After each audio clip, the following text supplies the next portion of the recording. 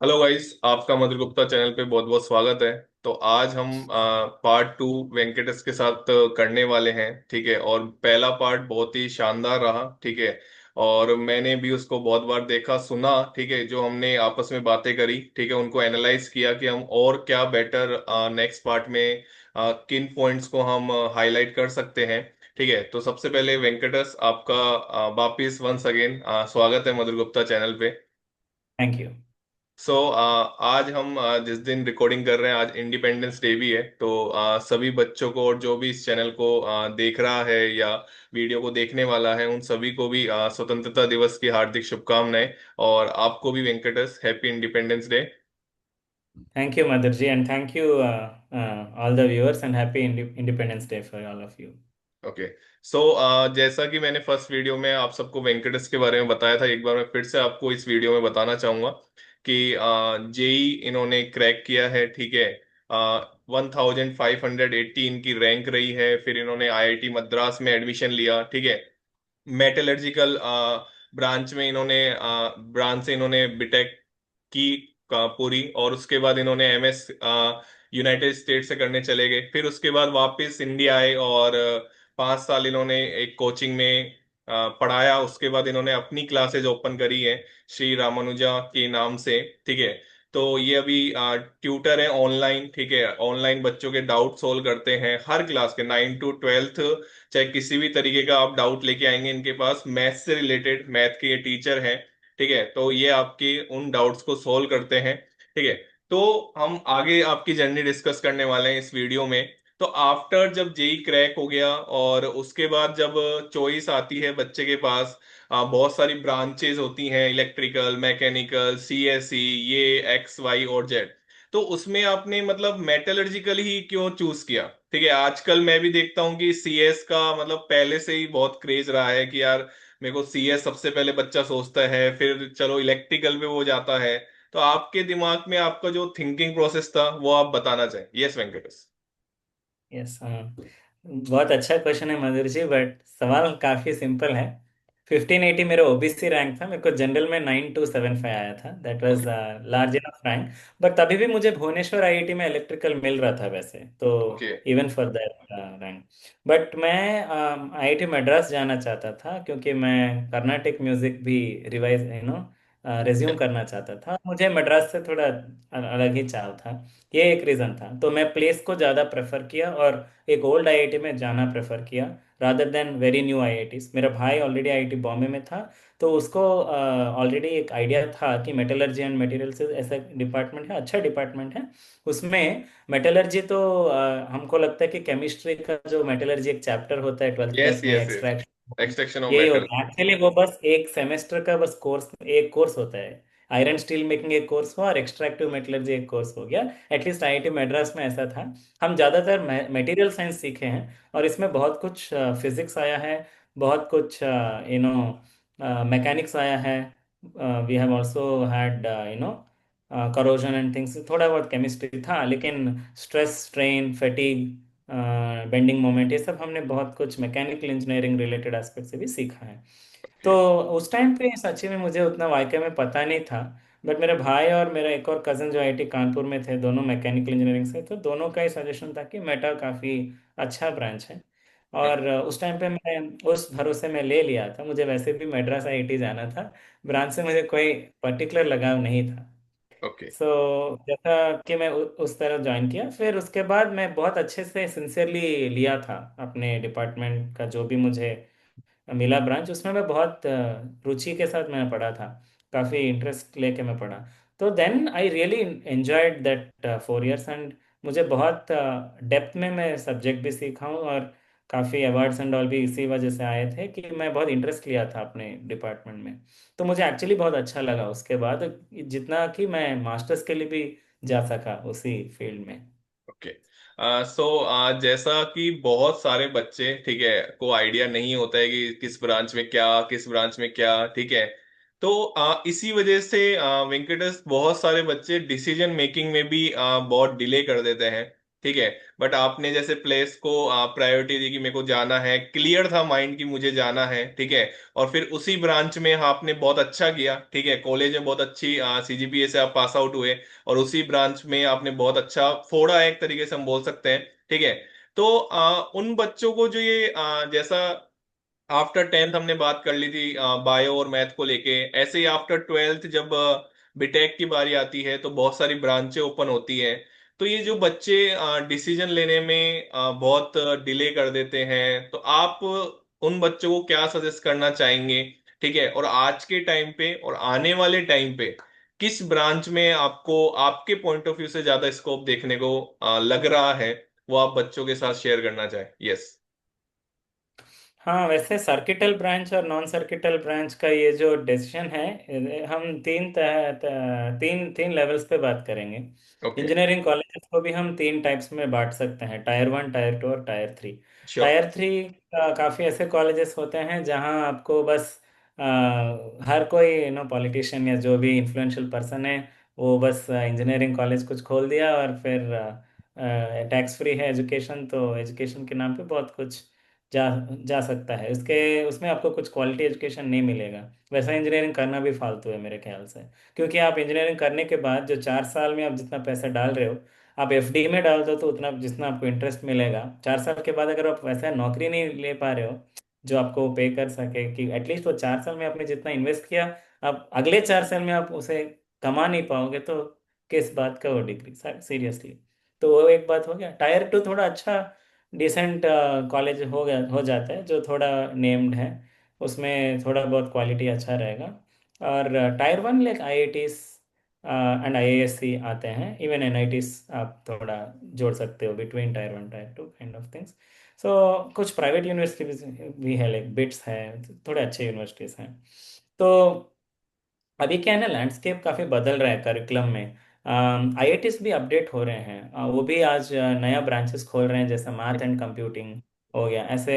और ऑनलाइन में भी आईआईटी डिग्रीज देना शुरू किया, डेटा साइंस के लिए एक डिग्री हुआ। Yes yes. फिर आईआईटी मद्रास। इलेक्ट्रॉनिक सिस्टम्स के लिए, हाँ, IIT Madras is offering a BS degree in data science and computer applications and electronic systems, actually एक अलग स्ट्रीम है। तो ऐसा एटलीस्ट दो ब्रांचेस है जो ऑनलाइन में आप किसी भी एज ग्रुप, थोड़ा बहुत even working professionals and all भी ऑनलाइन बीएस डिग्री कर सकते हैं आईटी मेड्रास से। काफ़ी अच्छा कोर्स है ये, मेरे को सुनने को मिला है feedback. But coming back to the question, आप अगर जैसे थोड़ा tier two tier three kind of में कर रहे हो, तो आपको सर्किटल ब्रांचेस ही ऑफर भी हो रहे हैं। कोई भी मैकेनिकल इंजीनियरिंग तक ज्वाइन नहीं कर रहे, ये दुर्दशा है उनका।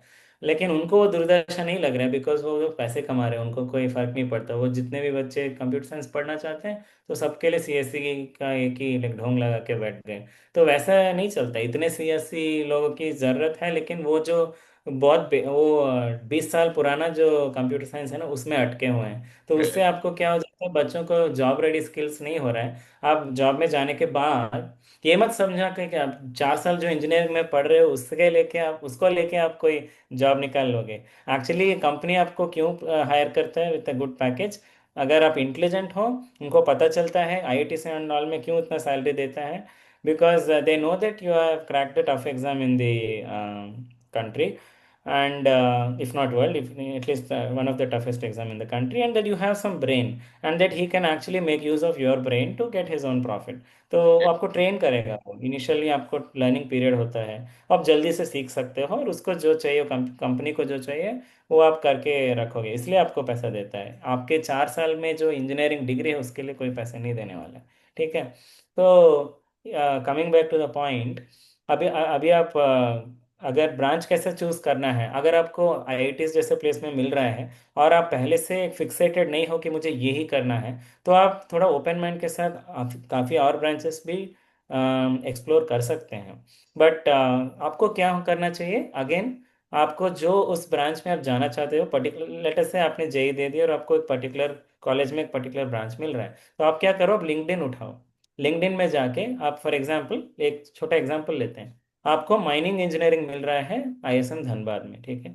तो आपको पता ही नहीं है कि माइनिंग क्या है, यस आपको खुदाई ऑफ आयरन और समथिंग, एक यस जो यस मेंटल पिक्चर मिल जाता है। और उसमें और क्या क्या है, क्या कर सकते हैं, स्कोप क्या है। जियो फिजिक्स करके एक डिपार्टमेंट, आपने कभी यस सुना भी नहीं होगा, जियो फिजिक्स खड़गपुर आईआईटी ऑफर करता है। तो अभी आपको करना क्या है, आप लिंक्डइन करके जो website, social networking platform. Website है, वैसे में एक प्रोफाइल बनाओ।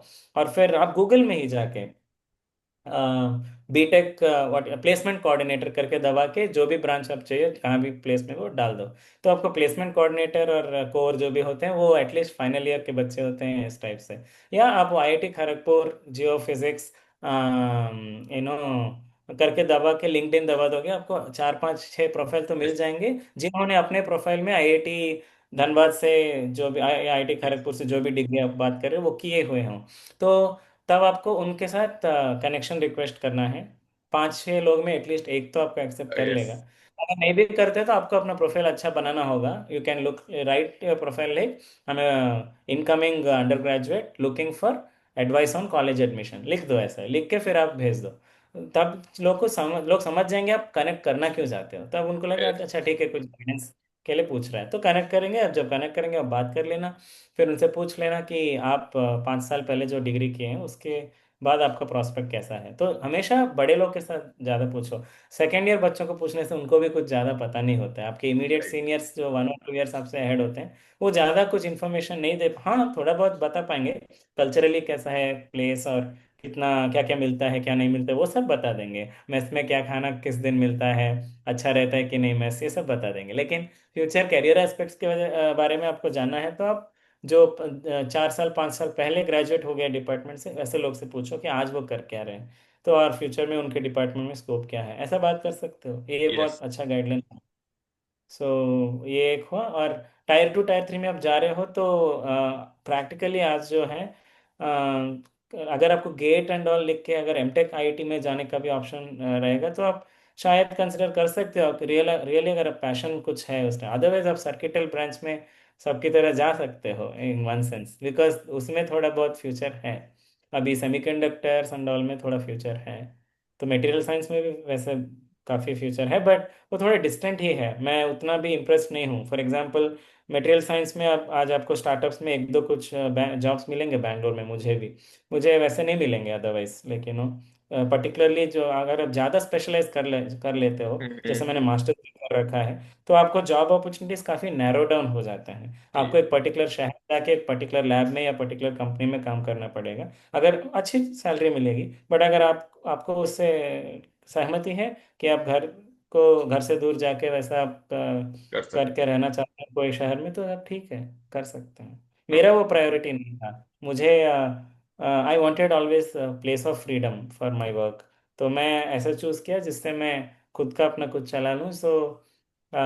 जिसमें मेरी इंटरेस्ट भी है, मैं मैथमेटिक्स में बहुत इंटरेस्ट रखता हूँ। तो मैं अभी खुद से श्रीरंगम मूव हुआ और श्रीरंगम से ये क्लासेस में चला रहा हूँ। तो रंगनाथ जी के मंदिर के पास मैं काफ़ी खुश हूँ यहाँ पे। ठीक ग्रेट। है तो। ओके। सो जैसा कि वेंकटेश ने बताया कि आप प्रोफाइल या एक लिंक्डइन प्लेटफॉर्म है, ठीक है, बहुत ही अच्छा प्लेटफॉर्म है। मैं भी जो कनेक्शंस बनाने के लिए उन्हीं को यूज, उसी प्लेटफॉर्म को यूज में लेता हूँ, ठीक है। रिक्वेस्ट भेजता हूँ सर मैम जिनसे भी हम बात कर सकते हैं, ठीक है। और जैसा कि उन्होंने बताया कि 10 में से आपको एक तो ऑब्वियसली मिल ही जाता है, ठीक है। ऐसा नहीं है, आपको ट्राई करना पड़ेगा क्योंकि आप अपनी लाइफ के लिए ट्राई कर रहे हैं, तो आपको थोड़ा तो हाथ पैर मारने पड़ेंगे, ठीक है। जब जाके आपको ऐसे लोगों से मुलाकात होगी जैसे आज वेंकटेश। ऑब्वियसली हर पर्सन मेरे लिए तो नया है, मैं नहीं जानता था वेंकटेश को, ठीक है। लेकिन मुला हमने बात करी और हमारे जो थॉट्स हैं वो थोड़े से मिले, तो फिर आज हम वापस कनेक्ट हुए हैं। नहीं तो मेरे को भी काफी रिक्वेस्ट भेजने के बाद, काफी टाइम बैलेंस करने के बाद जब जाके एक वीडियो रिकॉर्ड हो पाती है, वो इतना भी मतलब आसान नहीं है कि बस जस्ट मैसेज किया कि मेरे कोई जानकार बैठे हैं किसी दूसरी सिटी में और वो जस्ट वीडियो रिकॉर्ड कर रहे हैं, ठीक है। तो आपको मेहनत करनी पड़ेगी, फर्स्ट थिंग। और सेकंड थिंग कि आपको अपने से सीनियर, जैसा कि वेंकटेश ने बताया कि 5 से 10 साल जो भी उस डिग्री को कर चुके हैं उनसे बात करनी पड़ेगी, ठीक है। ऐसे ही नहीं कि माहौल चल रहा है कि सीएस का माहौल चल रहा है तो हम सीएस कर रहे हैं, मैकेनिकल का माहौल चल रहा है तो मैकेनिकल कर रहे हैं, ठीक है। माहौल के साथ नहीं जाके हमको थोड़ा सा अपना इंटरेस्ट देख के फिर हमको उसमें करियर परस्यू करेंगे तो ज्यादा बेटर रहेगा, ठीक है। नेक्स्ट क्वेश्चन पे आते हैं वेंकटेश की, जैसा कि आपने बोला टायर 2 टायर 3 करके समझाया कॉलेजेस को। तो बहुत सारे, जैसा कि हम आप दोनों, हमको दोनों को ही पता है कि 20 30 40 हजार तक हम खींच के ले सकते हैं कि बच्चे अच्छे कॉलेजेस में पहुंच जाते हैं। बट जो बच्चे पेपर देने वाले हैं वो ऑब्वियसली 10 लाख 12 लाख 14 लाख की स्ट्रेंथ में है। तो जो बाकी के जो बच्चे हैं, ठीक है, जो मास बच्चे, क्योंकि जो अच्छे प्लेस में पहुंच गए ऐसा जरूरी भी नहीं है कि जो अच्छे में पहुंच गया वो अच्छा ही कर रहा है, और ऐसा भी जरूरी नहीं है कि जो अच्छे में नहीं पहुंचा वो अच्छा नहीं कर रहा है, ठीक है, दोनों ही पर्सपेक्टिव है। तो मैं आपसे ये क्वेश्चन पूछना चाहूंगा, अब तक के आपके जर्नी एक्सपीरियंस से, कि जो बच्चे आईआईटीज और एनआईटीज में नहीं पहुंचते हैं लेकिन उन्होंने मेहनत करी है 11 12 में, जितना वो उनका कैलिबर था उतना, ठीक है, क्योंकि हम उनकी बात नहीं कर रहे हैं अभी की जिन्होंने मेहनत ही नहीं करी, ठीक है, उनको तो मस्ती करना था, उनको तो खेलना था कूदना था, या फिर सारी चीजें सोशल मीडिया यूज लेना था, ये चीज चाहिए थी, दूसरी चीज चाहिए थी, उनकी हम बात नहीं कर रहे, हम बात उनकी कर रहे हैं कि जो बच्चे सीरियस थे, बट कुछ चीजों की वजह से ऑब्वियसली सबका नहीं होता है सिलेक्शन। तो आप उन बच्चों के लिए कैसे करियर गाइडेंस आप देना चाहेंगे कि आप इन चीजों में अपना करियर परस्यू कर सकते हैं और ऐसे अपनी लाइफ को बेटर बना सकते हैं? Yes. So it's a good question. और उस टाइम पे काफ़ी डिसहार्टेंड भी हो जाते हैं बच्चे, यस, काफ़ी बिल्कुल। एक्सट्रीम स्टेप्स भी ले लेते हैं। एक बात समझ लो, जो बंदा ना हार्डवर्क करेगा, और ऐसा नहीं है कि बस हार्डवर्क करोगे तो स्विगी डिलीवरी जो कर रहे हैं, no no offense to anybody, I am just saying, जो स्विगी में डिलीवर कर रहे हैं वो भी हार्डवर्क कर रहे हैं, बट वो स्विगी डिलीवर करके जितना भी हार्डवर्क करें, एक पॉइंट के बियॉन्ड वो अपना वेल्थ को ग्रो नहीं कर पाएंगे। यस। सो बिकॉज वो अपस्किल नहीं हो रहे हैं, they doing the same job again and again, they not learning anything new in the process. They're just delivering things on time and they're putting yes. food on the table for the family. I respect that. But at the end of the day, if you're doing it as a side gig for some side money, that's fine. But if you make that itself your occupation, then you're not really learning any newer skills beyond the delivery. So what I mean to say, that was just an example. No offense to any profession. Hmm. Any profession is respectable if you're doing an honest job and you're living honestly without, you know, any malpractice in terms of money.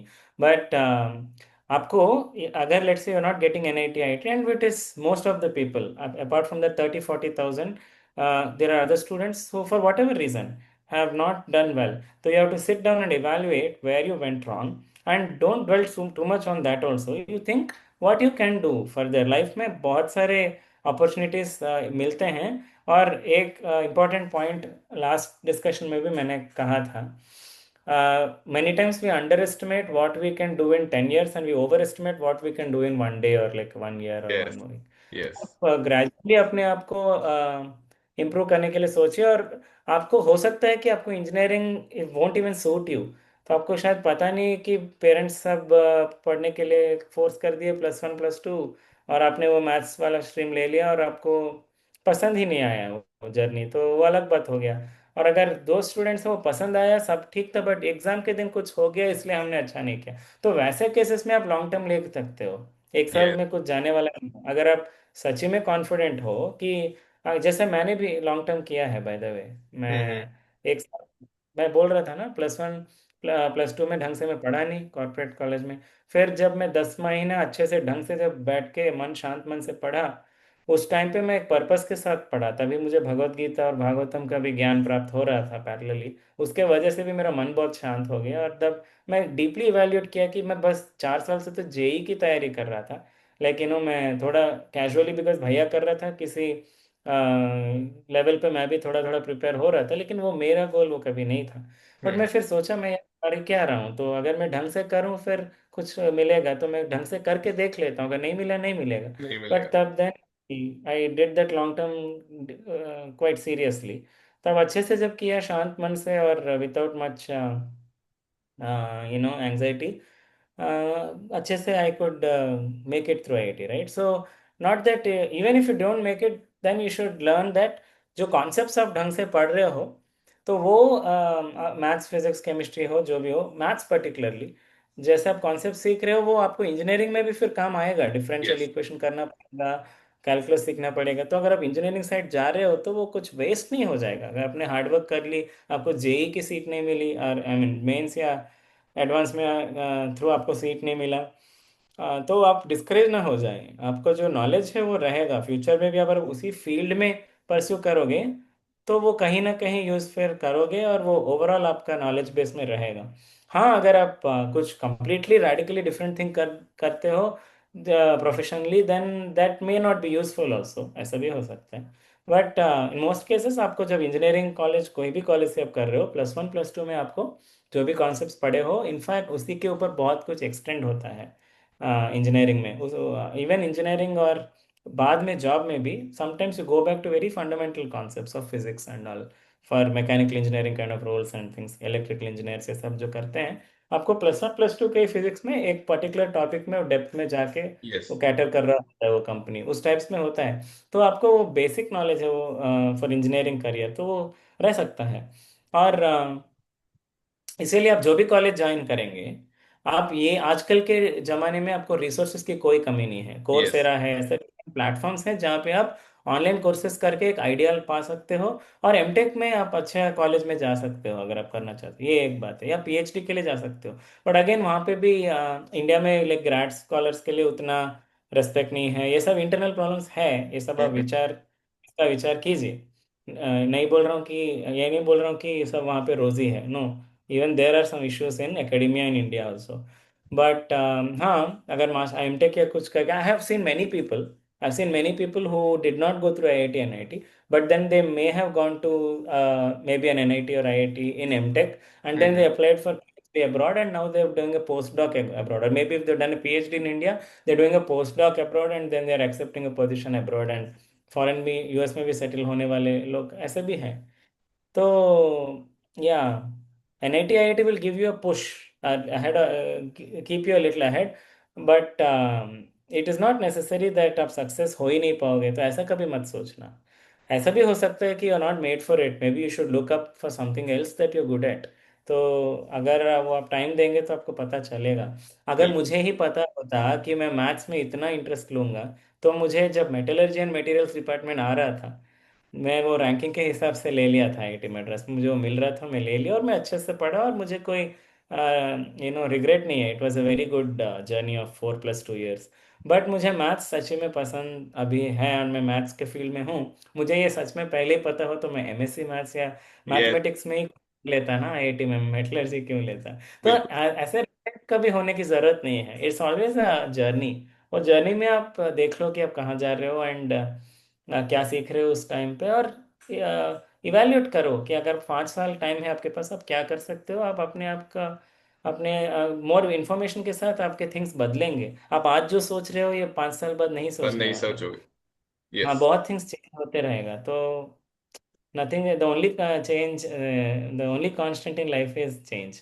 Okay, something like that कुछ है ना, I am not sure if I said it right, but या दे से no, change हमेशा होता रहता है। बिल्कुल। तो yes. That's I would like to point.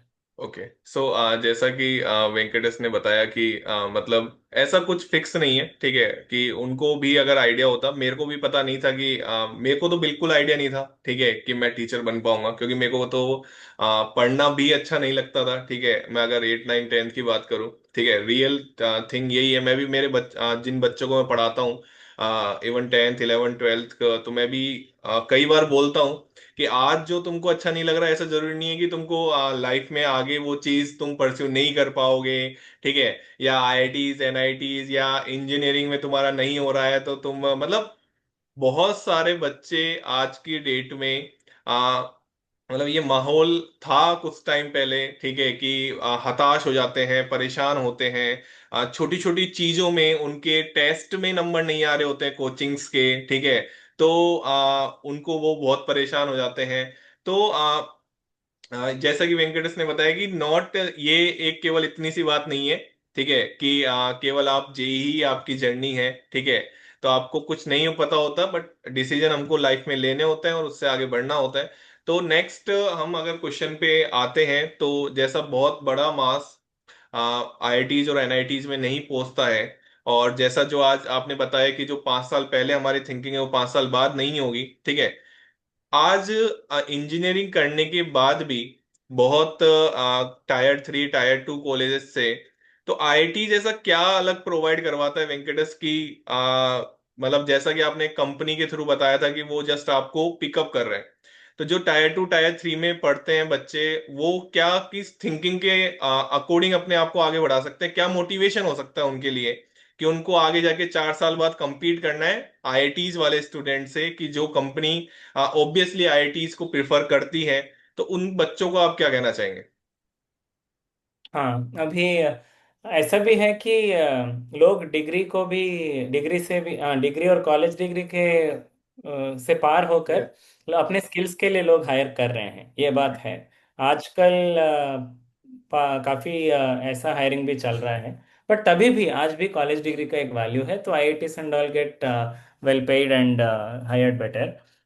तभी भी जो भी स्टूडेंट्स हैं अभी जो टायर 2 टायर 3 से भी कर रहे हो, तो आप as I said over the next 4 years आप इंजीनियरिंग अच्छे से करो। Even if you are there, go for go for skills, develop a skill and then you work on it to make yourself better. Parallelly आप जैसे वो BS degree ले सकते हो, डेटा साइंस एंड जो भी जिसमें भी जॉब के लिए अवेलेबिलिटी है।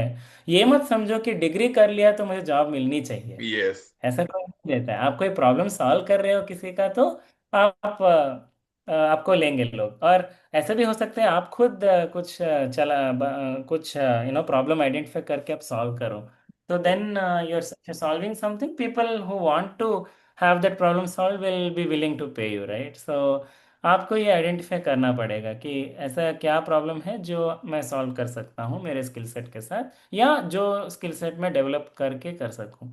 तो ये आइडेंटिफाई करो। I would suggest, don't just fix upon the grades and getting marks and all, वो जरूरी है बट उसके बियॉन्ड भी काफ़ी थिंग्स हैं।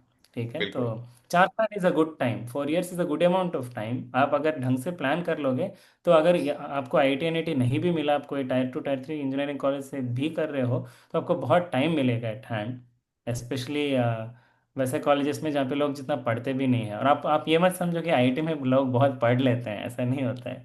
आईआईटी में लोग पढ़ते भी नहीं है। इनफैक्ट एक हफ्ता पहला एग्जाम के पहले लोग पढ़ना शुरू करते हैं काफ़ी लोग। मैं वैसे कभी नहीं करता था, मैं हर दिन 1 घंटा पढ़ता था, मेरा वो अपना ही कुछ रूटीन था। मुझे ऐसा अच्छा लगता था कि एक दिन में, सच बताऊं तो मैं एक हफ्ते में नहीं पढ़ पाऊंगा, मेरे से वो नहीं होता है। मेरे को रोज़ थोड़ा थोड़ा थोड़ा पढ़ने से वो लॉन्ग टर्म के लिए मुझे यस। Skills develop yes. होंगे। तो हफ्ते भर पहले आप पढ़ोगे तो बस एग्जाम पास कर लोगे अच्छे नंबर से, बट आपको कुछ मन में टिकेगा नहीं। तो अभी मुझे अपना पुराने मटेरियल साइंस का भी आज तक मुझे याद है काफ़ी थिंग्स। बट मैंने कुछ कोर्सेज मैंने ऐसे भी किए जहाँ पे मुझे करना पड़ा कि एक हफ्ते पहले ही पढूं, तो उसमें मुझे कुछ याद नहीं है। तो अभी क्या, 2 हफ्ते बाद में मुझे याद नहीं था उस कोर्स में क्या था। तो वैसा होता है, तो depends on how how much interest you take basically. बिल्कुल। और ऑनलाइन रिसोर्सेज का आप यूज़ करो, और ऐसा नहीं कि हर कोई कोर्स जो मिला है आप करके लिंक्डइन पे एक सर्टिफिकेट डाल दो, done this course that course. आजकल बहुत ट्रैश यस। भर रहा है यस। लिंक्डइन में, ऐसा कर रहे हैं लोग। जेन्युइनली आप सोचो कि आप में आपका इंटरेस्ट किस में है और आप क्या कोर्सेज कर सकते हैं। And again it's a constant process, आपको पूछना पड़ेगा, लोगों से मिलना पड़ेगा। एक और है, आप आईआईटी एनआईटी जैसे प्लेसेस में फेस्ट्स होते हैं ना, यस। Festival yes. करके है। एक तो कल्चरल फेस्टिवल होता है और दूसरा एक टेक्निकल फेस्टिवल होता है। आप टेक्निकल फेस्टिवल्स में अटेंड कर सकते हो, जैसे शास्त्रा हो गया, शास्त्रा is the technical festival of IIT Madras. Similarly IIT Bombay का आई थिंक मूड इंडिगो कुछ था, वो आई थिंक कल्ट फेस्ट था, कल्चरल फेस्ट था। वैसे ही कुछ उनका टेक फेस्ट, हाँ tech fest IIT Bombay, that's what it's called. So tech fest of IIT Bombay you can see, अगर आप वहाँ पे नज़दीक में रहते हो तो आप हम्म। जा सकते हो। हर साल हो तो आपको मिलेगा, ऐसे लोगों से इंटरेक्ट करने के लिए आपको चांस मिलेगा कि लोग कर क्या रहे हैं, कूल थिंग्स जो बिल्ड कर रहे हैं एंड ऑल। और आपको क्या पता आप किसी से मिल लोगे, और किसी इंटरेक्शन में आपको कोई इंटरेस्टिंग प्रॉब्लम भी पता चल जाए जो आप सॉल्व सोचते कर हो कि सकते। आप सॉल्व सकते हो, या क्यों नहीं, क्यों नहीं हो बिल्कुल। सकता है। और एक एग्जाम नहीं डिसाइड करता है, रिमेम्बर, एक एग्जाम नहीं डिसाइड करता है कि आप आगे क्या कर पाओगे या नहीं कर पाओगे इन द लाइफ। वो थोड़ा आपको एक प्लेटफॉर्म देता है, इसका मतलब ये नहीं है कि आप आगे कुछ कर नहीं सकते हो, ऐसा नहीं है। बिल्कुल। सो ये बिल्कुल सही बात कही कि ठीक है कि ये बहुत लोग भी कहते हैं जब मोटिवेशन देना होता है कि एक मतलब एग्जाम नहीं आपका वो कुछ डिसाइड कर सकता है, बट उसके बियॉन्ड भी ये बात है कि आपको कॉन्स्टेंटली मेहनत तो करनी ही पड़ेगी। ठीक है, अगर आप कॉन्स्टेंटली अपनी स्किल अप नहीं करोगे तो आपको फिर वही है कि उतना ही पे दे पाएगी कंपनी। जैसा कि आईआईटीज में क्या होता है, जस्ट वो एनवायरनमेंट प्रोवाइड करवाते हैं उनको, क्रीम माइंड चाहिए होते हैं कंपनीज को, इसलिए वो आईआईटीज में जाना प्रेफर करते हैं। ठीक है, अगर आप अदर टायर 2 टायर 3 कॉलेज से भी पास आउट होके अपनी स्किल डेवलप कर रहे हैं तो ऑब्वियसली कंपनी आपको चूज करेगी। हाँ, फर्स्ट प्रायोरिटी नहीं होगी, बट आप जब एक बार कंपनी में एंटर कर जाओगे तो ऐसा जरूरी नहीं है। ऐसे बहुत सारे एग्जाम्पल मेरे आसपास हैं जो जैसा कि वेंकटेश ने भी बताया कि जो आईआईटीज एनआईटी से नहीं होके उनके अंडर आईआईटीज और एनआईटीज वर्क कर रहे हैं। ठीक है, तो ये ट्रू भी बात है। तो आपके एमएस वाली जर्नी पे हम बात करें कि आईआईटी से आप पास आउट होके और आपने सोचा कि एमएस मेरे को बाहर यूनाइटेड स्टेट से ये पास आउट है एमएस, तो कैसे दिमाग में चीज आई और आपने वहां से क्या एक्सपीरियंस गेन किया? यस। या सो मधुर जी, वैसे शुरुआत से मेरे को इंजीनियरिंग कॉलेज जाने के टाइम से मुझे पीएचडी करने का एक मन था। ओके। मेरे ख्याल से पीएचडी करना मीन्स एक डॉक्टरेट डिग्री पाना, अपने टूम्ब पे मरने के बाद डॉक्टर करके छपवाने का एक अवसर है, मुझे ऐसा भी लगता था। और उसके पास एक रेस्पेक्ट होता है वो टाइटल के लिए, वो भी उसके लिए भी मैं क्रेव कर रहा था। और सच बताऊं तो दिल से बता रहा था, मुझे टीचिंग करना था एक प्रॉफ बन के आईआईटी में वापस आके। ओके। तो मैं शुरुआत से मुझे पीएचडी करना था, इसीलिए मैं आईआईटी में भी जो पोजीशंस ऑफ रिस्पॉन्सिबिलिटी करके लोग करते रहते हैं, पीओआर नॉन अच्छा। कोर, जो एनालिटिक्स फिनेंस एंड ऑल, जो कोर्सेस एंड ऑल भी करते हैं, और काफ़ी पोजीशंस ऑफ रिस्पॉन्सिबिलिटी लेते हैं, लाइक सेक्रेटरी बन गए, हॉस्टल्स का मेस का सेक्रेटरी बन गया कोई, कोई जाके कोई इवेंट प्लानिंग कर लिया, ये सब यस। करके अपना मैनेजमेंट स्किल्स दिखा के लोग जॉब में अपना प्रोफाइल स्ट्रांग करना चाहते हैं। मैं ये कुछ भी नहीं किया ऑनेस्ट, ये मेरा जर्नी काफ़ी अलग था। मैं सेकेंड ईयर से ही एक प्रोजेक्ट में पड़ गया, वो ऑनलाइन मॉडलिंग था, basically mathematical modelling of simulation of soap bubble as it ruptures, time evolution of the film, thin film, जो उस पर मैं कर रहा था। एक प्रोजेक्ट में ओके। फिफ्थ सेमेस्टर से शुरू कर लिया। पैरेलली मैं एक और प्रॉफ के लिए एक हैदराबाद में मिधानी करके एक सुपर एलॉयस प्लांट है, उसमें भी मैंने एक इंटर्नशिप किया साथ में, वहाँ पे और भी मैंने कुछ बहुत कुछ सीखा। एक और प्रॉफ के साथ भी एक वेल्डिंग का प्रोजेक्ट में मैंने हाथ बटाया, तो थोड़ा बहुत सीनियर्स के साथ में छोटे छोटे पॉलिशिंग, माइक्रोस्कोप एनालिसिस, ये सब करते हुए मैं स्किल सीख रहा था। तो तब मैं बहुत फोकस था कि मुझे अच्छा सा मेटलर्जी एंड मटेरियल्स डिपार्टमेंट में ही अच्छे से कुछ रिसर्च में थोड़ा बहुत एक्सपीरियंस लेना है और सीजी अच्छा रखना है। तो उसके बाद मैं GRE TOEFL and all they के, मेरे भाई की तरह मैं भी पीएचडी के लिए मुझे भी एडमिट मिल गया। मेरे को दो प्लेसेस में फुली फंडेड एडमिशन मिला। मैं छः ओके। अप्लाई किया था वैसे, अच्छा। मुझे दो मिले, दो एक्सेप्ट हुए, चार रिजेक्ट हुए। तो कार्नेगी मेलन में रिजेक्ट हो गया, यूटी ऑस्टिन एक अप्लाई किया, वो रिजेक्ट हो गया। फिर पेन स्टेट अप्लाई किया था, वो रिजेक्ट हो गया। और एक और कुछ था, जो MIT, of course MIT apply किया, रिजेक्ट हो गया। और मैंने कुछ अप्लाई नहीं किया except Rensselaer Polytechnic Institute, New York Troy में है। और दूसरा हुआ university of Minnesota, twin cities in United States, Minneapolis. तो मुझे ये दो ऑफर थे, आरपीआई और यूएमएन से ऑफर थे। यूएमएन काफ़ी वेल नोन यूनिवर्सिटी था, तो RPI was not a choice, इसलिए छोड़ दिया। और that's how I went for UMN. ये फुली फंडेड पोजीशन था, तो मुझे जेब से एक रुपया देने की ज़रूरत नहीं थी। तो मुझे उस टाइप पे वो भी एक अच्छा बात लगा कि डायरेक्ट पीएचडी जाना was much better than going for masters in that sense.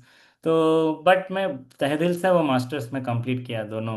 पर उसके बाद मुझे समझ में आया, as a actually delved into the field of research, तो मुझे ये समझ में आया कि रिसर्च में बस पढ़ाना कंपोनेंट काफ़ी कम है और रिसर्च कंपोनेंट ज़्यादा रहता है, इवन प्रॉफ के पोजीशंस में, इंडिया में हो या बाहर भी हो। टीचिंग पोजीशंस अलग होते हैं और रिसर्च पोजीशंस काइंड ऑफ अलग होते हैं। बाहर यूनिवर्सिटी में टीचिंग प्रोफेसर भी अलग सा रोल होता है। तो यहाँ पे आईआईटी एंड ऑल में प्रॉफ ही रिसर्च करते हैं एंड थोड़ा बहुत पढ़ा देते हैं, उस टाइप्स होता है।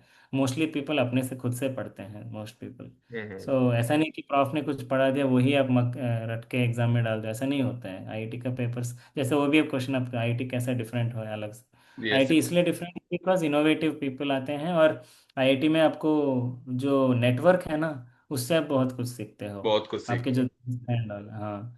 तो यूएस में 2 साल जो मैं अपना कोर्स वर्क किया और फिर एक लैब में मैं ज्वाइन किया, वहाँ पे अच्छे प्रॉफ मुझे मिले। डैन फ्रिस्बी और लोरेन फ्रांसिस मेरे एडवाइजर्स थे। दो अलग अलग कंप्यूटेशनल और एक्सपेरिमेंटल में काम कर रहे थे थोड़ा बहुत।